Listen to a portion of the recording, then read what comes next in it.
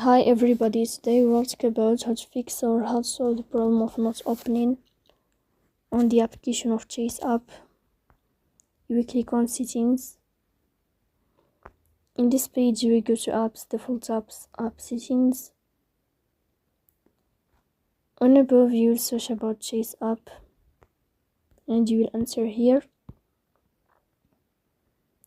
Then in this page of app info you will click on first stop and you will click OK. Here you will enter to the window of storage. Then we click on clear cache, but pay attention, don't click clear data because that can delete your account. Here you can turn off your Wi-Fi and you can turn on your Wi-Fi again to fix that problem.